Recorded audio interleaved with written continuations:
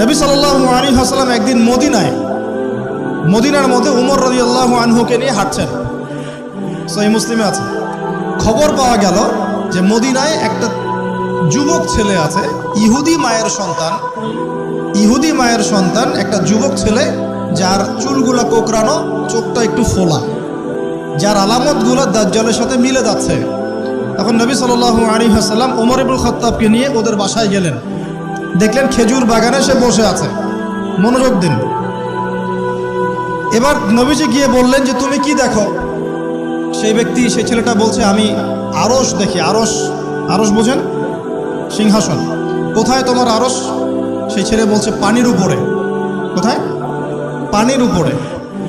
নবীজি বলছেন তুমি তো তাহলে শয়তানকে দেখো।